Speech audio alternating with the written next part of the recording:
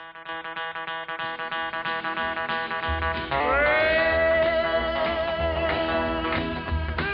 and at 'em, everyone, and we're speaking this morning with Worcester mayoral candidate Joe O'Brien and finding out his vision for the future and getting into some of the nuts and bolts as well. And Joe, that would be my next question for you. You get elected, that first 100 days. I mean, what happens in those first months? Because boy, with this economy, you got to hit the ground running, and it's just going to be, you're just going to get slammed the minute that you would take office. Well, absolutely. We face tremendous challenges here in the city. But I also believe that the best days of this city lie ahead. If we can have the right leadership with the experience and new ideas about how to bring us together and get the city moving forward again. A couple of things. As I mentioned, first of all, the idea of getting the business community together and getting this task force on growth and retention started. That would be obviously a top priority. The second thing I've talked about is we've got to address the incredible budget challenges our schools face. To do that, I've suggested multiple steps that we need to take. The first and most important is I would invite CFOs and CEOs from local colleges and universities, from nonprofits and the business community, to come sit down with our school business folks and our city folks to talk about kind of how are we spending money, how are we spending our resources, to kind of almost in a sense do an audit and say, are we spending our money effectively and wisely? Is there places we could save money? And that would be a critical piece, because I think we need to kind of bring confidence and restore confidence in people's that the city and the schools are spending their money wisely. And that would be my first step on the school side, because I think we want to reassure people that we're spending our money well. And then we've got to have a conversation about how are we going to support our schools. We're going to have to be out advocating for more resources on the state and federal levels, and we're going to be working with our colleges to build new partnerships. You know, you're not going to have a tremendous amount of time in that first 100 days for these conversations, though, right? Because, I mean, it's really going to be coming at you hard. You just brought up the schools, $26 million they're talking about as the shortfall, so that conversation is going to have to be kind of a quick one, and then action is going to have to be taken. That's right, absolutely, and that's why one of the things I said that I think the city needs a full-time mayor, not a ceremonial mayor or a part-time mayor. And certainly this next period of time, the next 2 years, I think you need a full-time mayor that's going to be doing this job every day in partnership with the city manager and the school superintendent and all our elected officials on the local, state, and federal level. We really need a mayor that's going to be hitting the ground running, talking about bringing folks together to get working on the economic development front, working on these school issues, and as we mentioned, some of the stuff on the neighborhood levels. We certainly have to start to address those, especially around public safety and certainly around how do we better engage our community and ask them to be part of any solutions we're going to have to come up with, because we're going to need some creative thinking. We're going to need everyone in this community to be part of an effort to get us through these difficult times. Yeah, and Joe, the people are saying that the budgets that you face in the 2 years, if you're elected mayor, in the 2 years, it just doesn't get any better. You know, I mean, do you feel that you really can, as mayor, make it better though in that 2 years if you're elected? I mean, better than a Kate Toomey can do or a Connie Luce can do?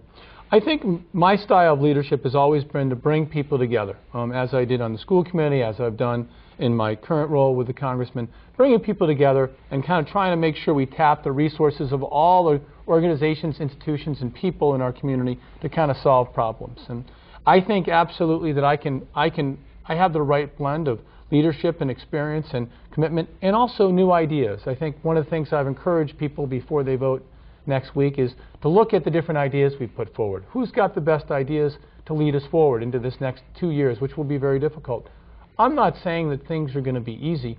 Matter of fact, I'm saying that things are going to be very, very difficult. And that's why, once again, I think we need a mayor who's got new ideas, has experience on all levels of government and community work, and someone who's got the ability to bring people together to solve problems. Joe, one of the things that I think drives a lot of people crazy, and sometimes they're called naysayers or, you know, hey, don't jump off the bandwagon, but we brought up City Square earlier. Right. When you're constantly told that, hey, you're going to see movement on City Square and the wrecking ball is coming and it's imminent and it's next week, and years go by, you know, I don't know if that's being a naysayer anymore. I don't know if that's jumping off the bandwagon anymore. That's somebody saying, well, now you're just gonna have to show me. I mean, where do you see the city in 5 years, maybe? I mean, are we still talking about being at the tipping point? We're almost there. All of these great things are imminent.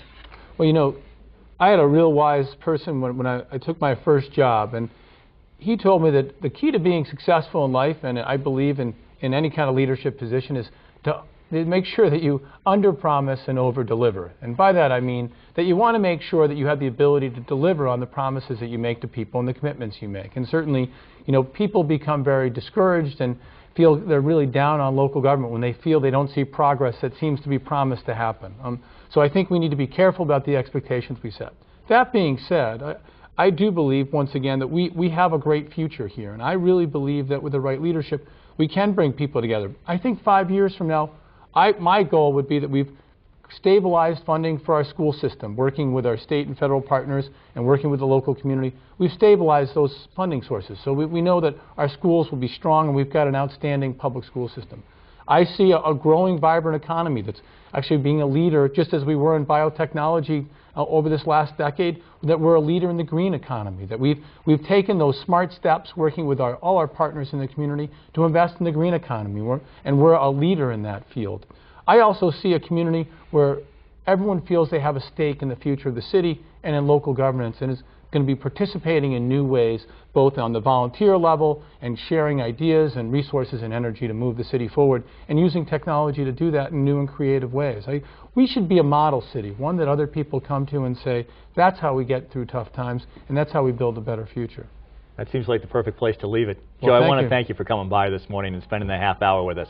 Thanks so much, and thanks for having us all during the campaign. It's been great. Appreciate it. Right here on Wake Up Worcester.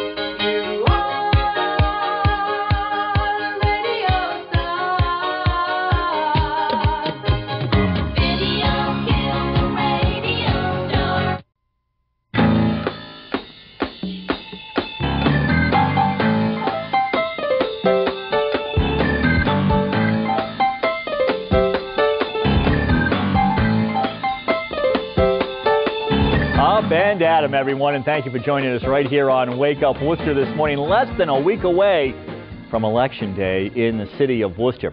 Hey, still to come in this half hour, we're going to have Cindy Scavera from the Chamber of Commerce. She's going to be stopping by to tell us all about the New England Business Expo. That's coming up on Thursday at the DCU Center.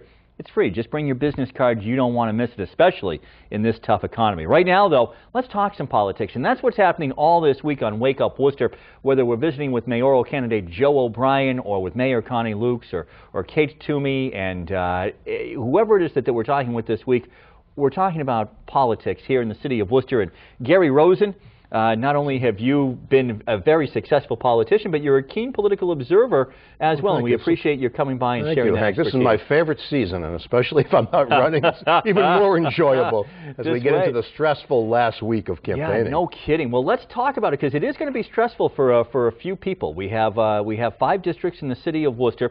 2 district councilors are running unopposed. Phil Palmieri and Bill Eddy are not facing any competition. So but I've already called them as winners, Hank. Nice move. Right here, you heard it first. Heard it first on Wake Up Worcester. District 1, though, this does look, everybody is saying that this is going to be a barn burner.